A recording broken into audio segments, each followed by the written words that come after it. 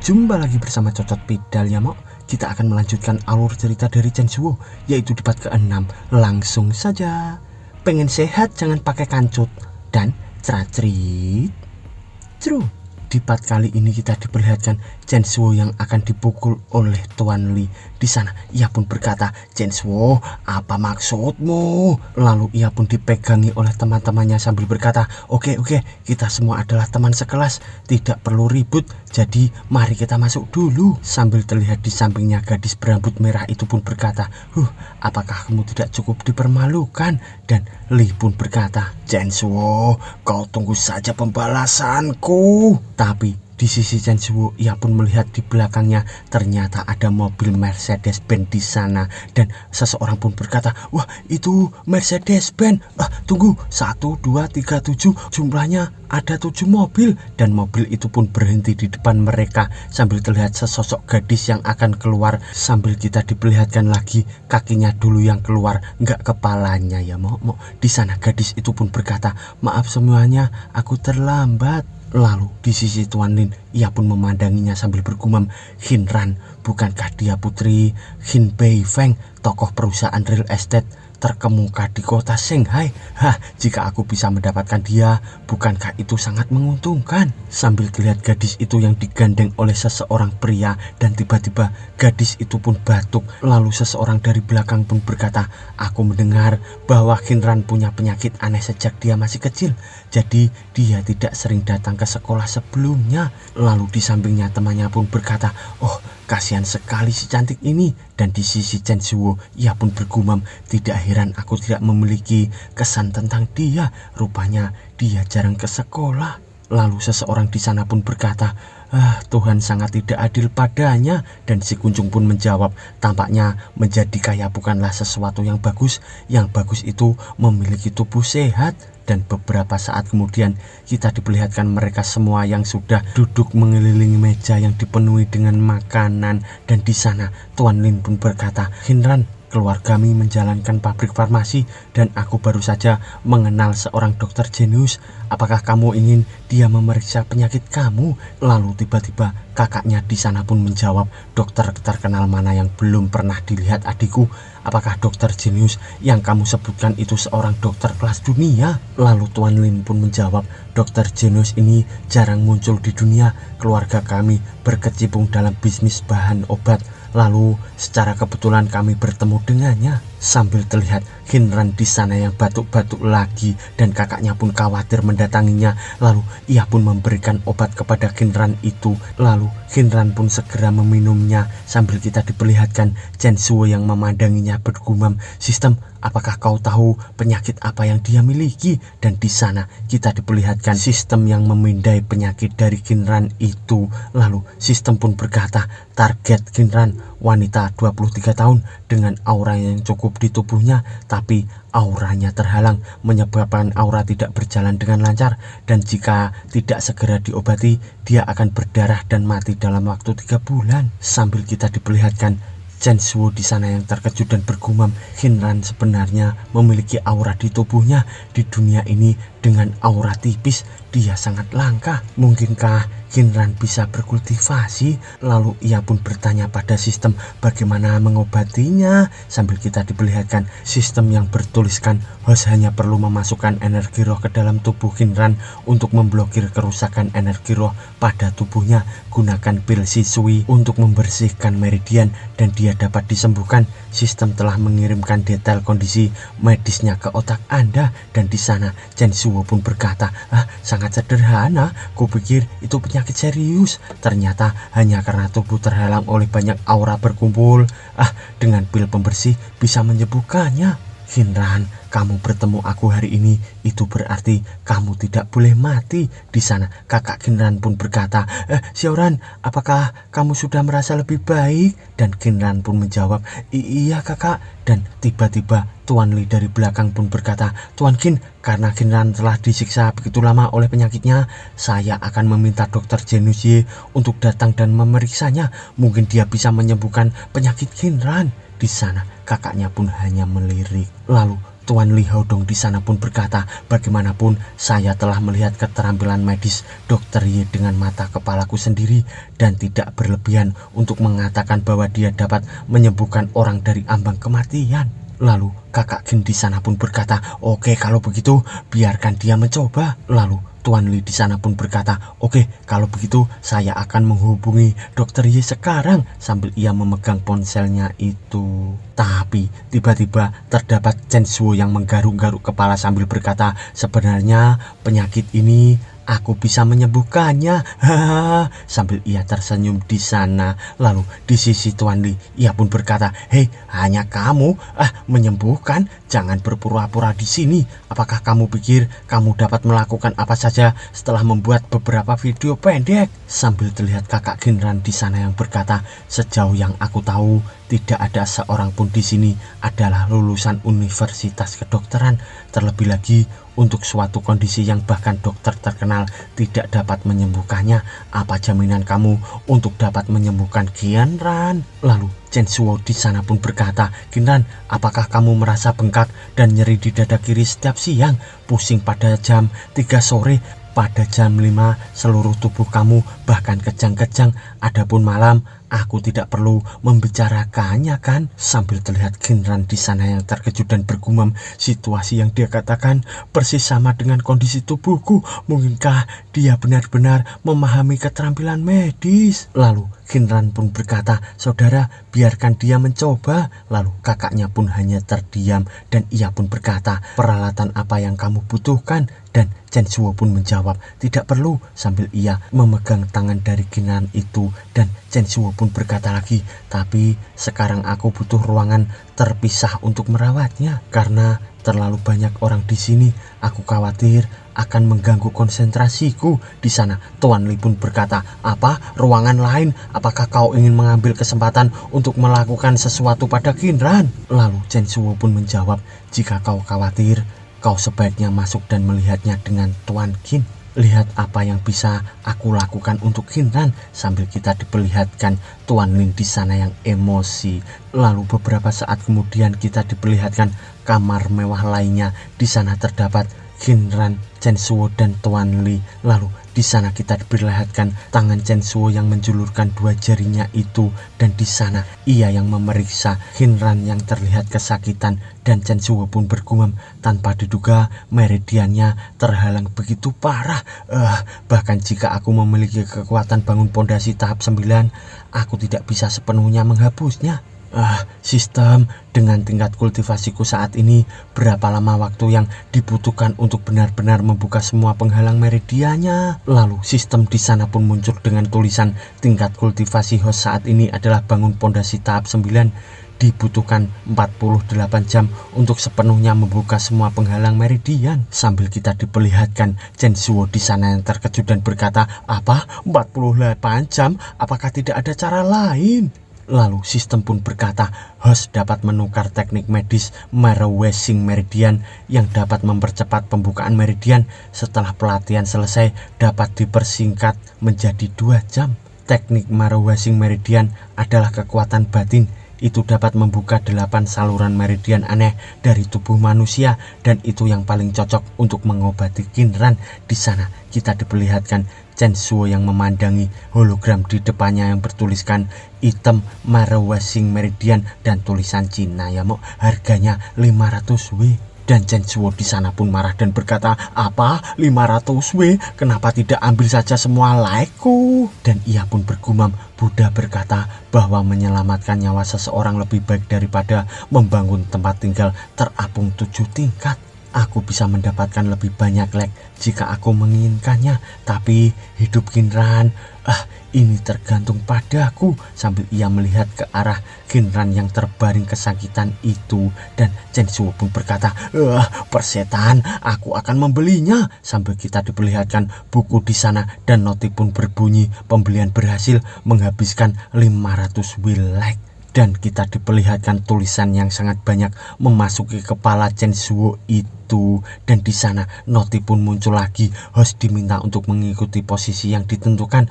Bekerja samalah dengan teknik pijat untuk mempercepat pembukaan aura. Sambil terlihat Qinran di sana yang kesakitan dan terbukalah titik akupuntur untuk dipijat oleh Chen Zhuo. Tapi bagian situ ya malah apa jadinya nanti? Dan di sana Chen Zhuo pun berkata, sistem, kau bercanda kan? Kenapa sebelah situ? Sambil terlihat kakak Qinran dari belakang pun berkata, bagaimana Xiaoran sekarang? Lalu Chen Zhuo pun menjawab, jangan khawatir, kondisinya sudah semakin membaik sekarang. Selama aku menggunakan serangkaian teknik pijat leluhur untuk membantunya membuka meridian, penyakitnya akan dapat disembuhkan. Tapi tiba-tiba Tuan Li di sana pun berkata, apa? Teknik pijat dapat menyembuhkannya? Jangan bercanda di sini. Sambil ia menunjuk ke arah Chen Zhuo itu, dan Chen Zhuo pun bergumam, memang siapa juga yang percaya itu? Aku juga tidak percaya. Tapi aku punya sistem, seharusnya itu berhasil. Dan di sana Chen Zhuo pun berkata, apa yang kamu lakukan jika aku bisa menyembuhkannya? Dan Tuan Li pun menjawab, jika kau benar-benar dapat menyembuhkannya dengan pijatan, aku akan menyiarkannya langsung. Lalu Chen Zhuo di sana pun menepukkan tangannya sambil berkata, oke, kau yang mengatakan ini, semua orang saksinya ya, serahkan padaku. Sambil kita diperlihatkan ia yang menuju ke arah Qinran itu, dan Qinran pun berkata, baiklah, lakukanlah Chen Zhuo. Dan di sana kakak Qinran pun memandanginya sambil bergumam, sial, melihat penampilannya yang biasa saja, bisakah dia benar-benar menyembuhkan adikku? Sambil kita diperlihatkan Chen Zhuo yang menotok bagian tubuh dari Qinran itu. Lalu Qinran pun disuruh untuk tengkurap, dan Chen Zhuo pun berkata, rilekslah Qinran. Dan ia pun menotok bagian belakang tubuh Qinran itu, dan Qinran pun berkata, sambil ia kesakitan di sana. Lalu di sisi Tuan Li, ia pun berkata, woi, kau ini sedang mengobati atau kau ini sedang mengambil kesempatan untuk menyentuh Qinran? Sambil ia akan memukul Chen Zhuo dari belakang, dan Chen Zhuo pun melirik ke arah Tuan Li. Dan di sana Tuan Li pun langsung terpental oleh aura tubuh dari Chen Zhuo itu. Dan Tuan Li kesakitan dan berkata, beraninya kau, aneh apa yang terjadi pada aku?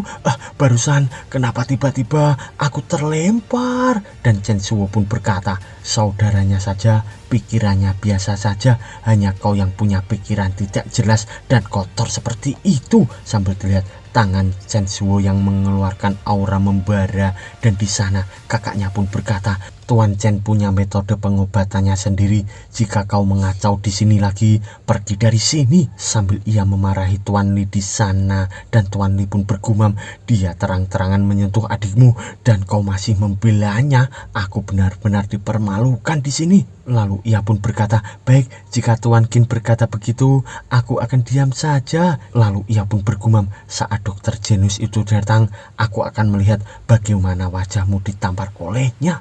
Di sana Chen Zhuo pun bergumam, selalu ada rasa keberadaan orang gila, apa yang bisa aku lakukan? Sambil kita diperlihatkan seseorang di sana yang berjalan dengan cepat, dan ia pun membuka pintu.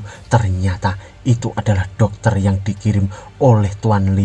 Dan di sana Tuan Li pun berkata, Dokter Ye, Anda akhirnya datang. Sambil terlihat dokter itu yang terbengung melihat Qinran yang terbaring di sana. Lalu ia pun berkata, anak muda, lepaskan dia, kamu akan membunuh wanita muda ini. Sambil ia mencegah Chen Zhuo di sana. Lalu kakak Qinran di sana pun berkata, Tuan, apa yang Anda katakan itu benar.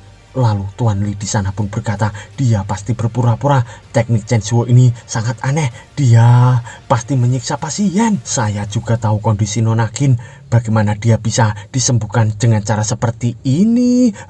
Hei, kamu cepat minggir dari sini. Jika itu benar-benar membunuh Nona Qin, apakah kamu akan bertanggung jawab? Sambil ia menyuruh Chen Zhuo itu untuk pergi dari sana, dan kita diperlihatkan aura yang dialirkan oleh Chen Xiao itu pun terputus dari tubuh Qinran. Lalu ia pun bergumam, Lin Haodong ini benar-benar bertekad untuk membuat masalah.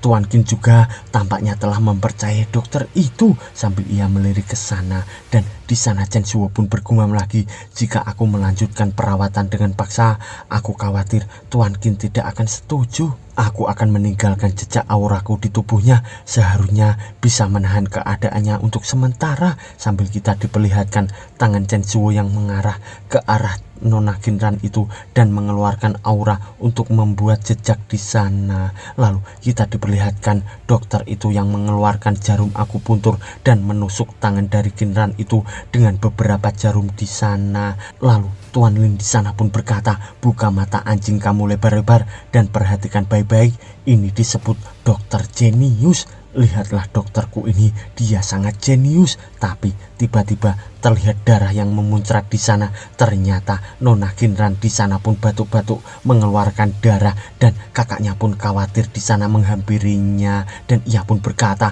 kau bisa menyembuhkannya apa tidak? Dan dokter itu pun menjawab, saya juga tidak tahu, saya baru saja melakukan akupuntur sesuai dengan prosedur diagnostik normal. Sambil ia ketakutan di sana. Lalu dokter itu pun berkata, ini ulah anak itu barusan, itu adalah tekniknya yang menyebabkan kondisi Nona Qin memburuk. Sambil ia menunjuk ke arah Chen Xiao, dan ia pun berkata lagi, awalnya Nona Qin lemah dan sakit-sakitan hanya karena tekanan darah melemah. Dalam hal ini sangat penting untuk tidak merangsang titik akupuntur pada tubuh yang sensitif. Sambil kita diperlihatkan dua perawat yang membawa beberapa peralatan di sana. Lalu dokter Ye di sana pun berkata lagi, tapi anak ini benar-benar memijat titik akupuntur di bagian sensitif yang membuatnya bisa mati. Lalu Chen Xiao di sana pun bergumam, dokter bajingan macam apa ini?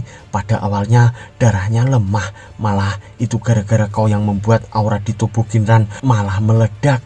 Apakah kau buta? Tapi aura di tubuhnya sepenuhnya belum hilang. Selama aku bergegas dan terus memasukkan aura untuknya, mungkin dia bisa diselamatkan. Sambil kita diperlihatkan dada dari Qinran itu yang tiba-tiba mempunyai tanda, dan perawat di sana pun berkata, kami sekarang akan menyelamatkan Nona Qinran dalam kondisi kritis. Silahkan semua keluar sekarang dan tunggu di luar. Sambil terlihat kakaknya di sana yang cemas. Lalu beberapa saat kemudian kita diperlihatkan kakak Qinran itu yang mendekati dokter sambil berkata, jika dia tidak bisa selamat, kau lihat saja nanti ya. Sambil ia marah di sana. Lalu di sisi Tuan Lin, ia pun berkata, mati aku. Sambil ia gemetar. Tapi tiba-tiba seseorang pun datang, dan kakak Qinran pun berkata, ayah. Ternyata itu adalah ayahnya, Qin Beifeng, presiden grup Beifeng. Sambil terlihat beberapa anak buahnya dari belakang.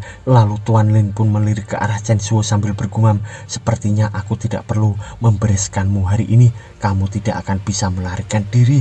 Kemarahan grup Beifeng bukanlah sesuatu yang bisa kamu tanggung. Lalu ia pun menunjuk ke arah Chen Xiao sambil berkata, Paman Qin, ini salah anak itu. Jika dia tidak ikut mengobati Qinran sebelum dokter Ye datang, penyakitnya tidak akan pernah jadi seburuk ini. Dan dokter itu pun berkata, ya itu benar, ini salahnya. Tapi tiba-tiba terdapat seseorang yang membuka pintu. Di sana perawat pun berkata, Presiden Qin, Nona dalam keadaan koma sekarang dan situasinya tidak baik. Anda harus tabah. Di sana Tuan Qin pun berkata, kau apa yang kau katakan? Lalu Kunjung di sana pun berkata, Chen Xiao membunuh putri kesayangan Presiden Qin. Sekarang dia sudah tamat. Dan gadis berambut merah pun berkata, dia pantas mendapatkannya. Sudah tahu tidak punya kemampuan, malah berpura-pura segala. Lalu temannya di tengah pun berkata, Nona Qin akan meninggal, padahal keluarga Qin sudah bersusah payah agar hidupnya bisa lama. Sekarang Chen Xiao telah membunuh seseorang. Sambil terlihat Tuan Qin di sana yang melirik ke arah Chen Xiao emosi berkata, apakah kau memiliki hal lain untuk dikatakan? Chen Xiao pun menjawab, aku punya cara untuk membuat Qinran bangun. Sambil kita diperlihatkan Tuan Lin di sana yang berkata, otakmu benar-benar rusak. Chen Suo, kau sudah berada di titik kritis ini dan kau berani mengucapkan kata-kata besar di depan Presiden Qin. Di sana Presiden Qin pun memegang baju dari Yang Chen marah berkata, anak muda, apa yang kau katakan tadi? Katakan lagi. Lalu Chen Suo pun menjawab, aku bilang, aku punya cara untuk membangunkan putrimu. Lalu Tuan Qin di sana pun marah lagi berkata, ketika kau mengatakan itu, apakah kau sudah mempertimbangkan konsekuensinya? Chen Suo pun menjawab, tentu saja, karena aku sudah mengatakannya, itu berarti aku bisa. Selama tidak ada yang memasuki ruangan untuk mengganggu perawatan kali ini, aku berjanji untuk membuat Qinran bangun. Sambil Tuan Qin di sana yang melepaskan baju dari Chen Suo itu, dan Tuan Qin pun berkata, oke, karena kau memiliki keberanian untuk mengatakannya, aku Qin Beifeng akan mempercayaimu kali ini. Lalu Chen Suo pun berkata, tapi aku punya satu syarat. Dan Tuan Qin pun berkata, syarat apa itu? Katakanlah cepat. Dan Chen Suo pun berkata, 20 juta dolar. Aku tidak hanya bisa menyelamatkannya, tapi juga menyembuhkannya. Di sana mereka semua pun terkejut dan berkata, apa? Dia sangat percaya diri. Lalu mereka pun berbisik, dia benar-benar berani. Padahal sudah cukup bagus jika Tuan Qin membiarkannya hidup beberapa menit lagi, dan dia masih berani bernegosiasi dengan Tuan Qin lagi. Dan si Kunjung pun menjawab, benar, sepertinya dia benar-benar sudah menjadi bodoh karena merekam video mulu, dan dia benar-benar menganggap dirinya penyelamat. Lalu di sisi Chen Suo, ia pun berkata lagi, jika Paman Qin tidak setuju, aku masih akan menyelamatkan Qinran, tapi tidak dengan penyembuhannya. Tidak peduli berapa banyak Anda akan membayar nanti, aku tidak akan menyembuhkannya. Lalu Tuan Qin di sana pun berkata, baiklah kalau begitu, dan ia pun bergumam. Dalam nada bicaranya ada tekad yang kuat. Selama ada secerca harapan bagi Qinran, bahkan jika itu keterlaluan, aku bersedia untuk mencoba. Lalu ia pun berkata, 20 juta dolar, tidak masalah. Jika dia bisa sembuh, aku akan menambahkan 20 juta dolar lagi untukmu. Tapi jika putriku tidak bangun, kau tahu kan konsekuensinya? Lalu Chen Suo pun menjawab, baiklah, kita sepakat Tuan. Lalu beberapa saat kemudian kita diperlihatkan Qinran bersama Chen Suo yang berada di dalam kamar, dan di sana Chen Suo pun mengalirkan auranya ke tubuh Qinran, dan di sana ia pun bergumam, jika bukan karena mereka mengganggu perawatan, Qinran tidak akan menderita seperti ini. Sambil terlihat di ruangan lain beberapa orang yang cemas di sana, dan Tuan Lin pun berkata, Paman Qin, anak itu tidak tahu keterampilan medis sama sekali. Apa yang dia katakan barusan hanyalah untuk mengulur waktu. Kita tidak boleh membiarkannya melarikan diri. Lalu Tuan Qin di sana pun berkata, di hotel ini penuh dengan orang-orangku di dalam dan di luar. Selama dia berani keluar dari ruangan ini, aku akan membuatnya mati tanpa tempat pemakaman. Dan Tuan Lin di sana pun berkata, Paman sangat bijaksana. Dan ia pun bergumam, Chen Suo, oh Chen Suo, tampaknya aku tidak perlu turun tangan sekarang. Kau sudah berada dalam masalah besar sekarang. Lalu selang beberapa waktu kemudian, tepatnya 1 jam 30 menit, terdapat Chen Suo yang kelelahan dan berkata, sudah sembuh, silahkan masuk dan lihat. Lalu Tuan Qin bersama Tuan Li di sana pun memasuki kamar itu, dan mereka semua pun terkejut dan berkata, ini bagaimana ini bisa terjadi? Sambil kita diperlihatkan Qinran di sana yang dapat bangun, dan ia pun dengan wajah berseri-seri pun berkata, ayah. Lalu ia pun merangkul ayahnya berkata, aku hampir berpikir kalau aku tidak akan pernah melihat ayah lagi. Dan Tuan Qin pun berkata, ya, selama kamu bisa bangun, ayah sudah senang nak. Sambil terlihat Tuan Qin di sana yang membungkuk di hadapan Chen Suo, dan ia pun berkata, Xiao Chen, terima kasih banyak kali ini. Mulai saat ini Anda adalah dermawan besar kami dari keluarga Qin. Dan Chen Suo pun menjawab, Anda terlalu sopan Tuan Qin. Qinran bisa baik-baik saja berkat kesediaan Anda untuk mempercayaiku dan memberiku kesempatan untuk merawatnya. Sambil terlihat Tuan Qin di sana yang menatap sinis ke arah Chen Suo, lalu ia pun menghampiri Dr. Yi sambil berkata, Paman Qin, berterima kasihlah kepada Dr. Genius Yi. Jika bukan karena bantuannya, Chen Suo tidak akan bisa menyembuhkannya. Dan tiba-tiba Kinran di sana pun berkata, "Ayah, jangan percaya padanya. Dia pembohong. Dia tidak menyembuhkan penyakitku sama sekali.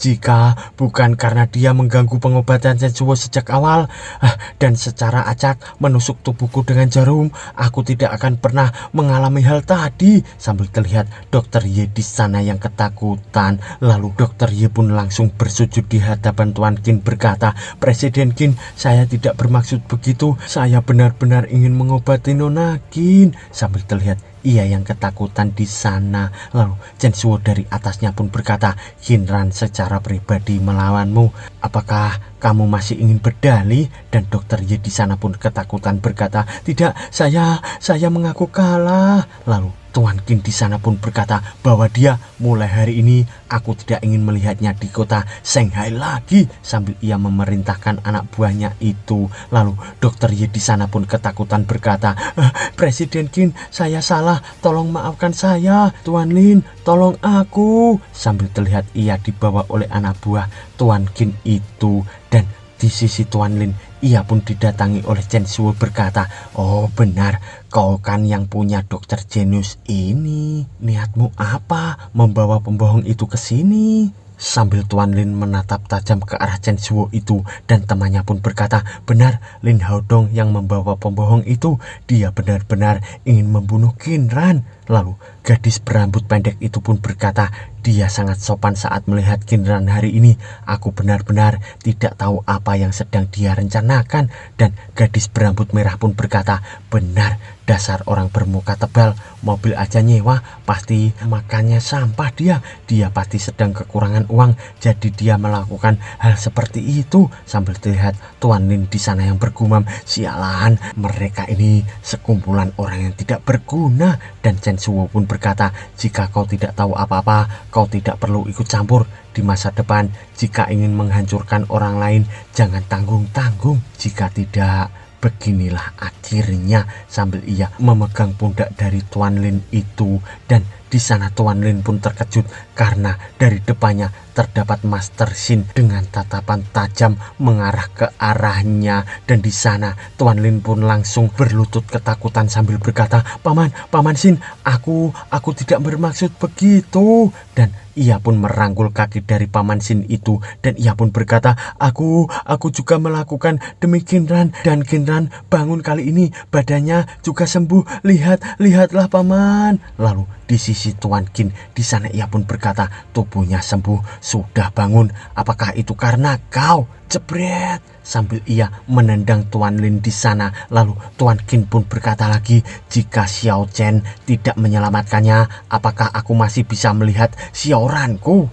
Demi wajah ayahmu, aku akan melepaskanmu, tapi kau harus berlutut dan meminta maaf kepada putriku dan Xiao Chen. Jika tidak, aku akan membunuhmu." Lalu Tuan Lin di sana pun bergumam, "Apa? Aku harus berlutut dan meminta maaf kepada Censuo? Bukankah itu sama saja dengan menggosok wajahku ke tanah?" Lalu kita diperlihatkan Tuan Qin yang menatap ke arahnya dengan tajam, dan di sana kita diperlihatkan Tuan Lin yang berlutut di hadapan Censuo, dan ia pun berkata, "Maaf Kinran, aku tidak bermaksud begitu. Maaf aku Censuo, aku minta maaf." Dan Censuo pun berkata, "Tidak apa-apa, lain kali jangan membuat kejahatan tingkat rendah seperti ini lagi." Sambil terlihat Tuan Lin di sana yang emosi bergumam, "Censuo, tunggu saja penghinaan yang aku derita hari ini.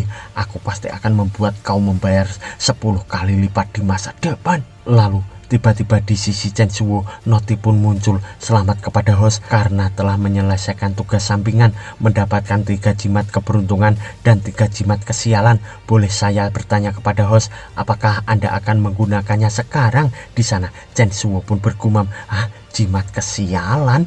Lalu sistem pun menjelaskan target yang diberi label dengan jimat kesialan akan menurunkan keberuntungan target, dan jimat kesialan berlaku selama 1 bulan, dan host juga akan menerima hadiah pil spiritual untuk setiap orang sial yang ditempelkan jimat kesialan. Di sana Censuo pun bergumam, "Sistem Aku ingin menggunakan jimat kesialan pada Lin Haodong semuanya di sana. Sistem pun menjawab, baik host. Sambil kita diperlihatkan jimat itu yang ditempelkan ke tubuh Lin Haodong bagian belakang. Dan tiba-tiba Lin Haodong pun tersandung kakinya sendiri sampai ia terjatuh menabrak makanan di depannya. Dan di sana ia pun bangun dengan muka yang kusut. Dan ia pun berkata, sialan. Sambil ia ditertawai mereka semua. Dan gadis berambut merah pun berkata, apakah kamu berlutut terlalu lama jadi kakimu kesemutan, kesandung, Dan di sana Chen Zhuo pun bergumam, jika kau tidak mengusikku, aku tidak akan mengusikmu. Kaulah yang harus disalahkan atas semuanya hari ini. Di sana kita diperlihatkan Qinran yang melirik ke arah Chen Zhuo. Lalu Chen Zhuo pun berkata, ngomong-ngomong Paman Qin, saya punya satu permintaan pada Paman. Di sana Paman Qin pun berkata, Xiao Chen, katakan saja, selama itu permintaanmu, aku akan menyetujui semuanya. Dan di sana Chen Zhuo pun berkata, soal hari ini aku harap semua orang yang hadir dapat menyimpan rahasia untukku dan tidak mempublikasikannya. Lalu Tuan Qin di sana pun menjawab, jangan khawatir tentang itu, kami berjanji tidak akan ada kebocoran. Lalu Chen Zhuo pun berkata, terima kasih Paman Qin. Dan ia pun bergumam, lagi pula aku benar-benar bukan dokter terkenal, aku baru saja membelinya dengan membuka sistem, jadi aku masih harus tetap low profil. Sambil ia keluar dari ruangan itu dan ia pun bergumam, sekarang aku hanya perlu menunggu sistem untuk membebaskanku dari misi perjalanan ke dunia lain. Aku bisa ke sana, tapi jika ini terus berlanjut, apa yang harus aku tunggu? Tapi tiba-tiba dari belakang seseorang pun memanggilnya, Chen Zhuo, tunggu. Dan itu adalah Qinran. Dan ia pun berkata, terima kasih banyak untuk malam ini. Jika kau tidak ada, aku mungkin akan sudah tiada. Dan Chen Zhuo pun menjawab, itu pekerjaan mudah, kamu tidak perlu khawatir. Ngomong-ngomong, tubuhmu baru saja sehat, jadi jangan melakukan gerakan berlebihan. Setelah kembali, kamu harus menambahkan lebih banyak nutrisi, kurangi minum dingin, dan jangan tidur larut malam. Di sana, Qinran pun mengangguk sambil berkata, baiklah Chen Zhuo. Dan Chen Zhuo pun pergi berkata, sudah larut, maka aku akan pergi dulu, sampai jumpa lagi. Sambil terlihat Qinran yang menatapnya dengan penuh kasih sayang dan bersambung.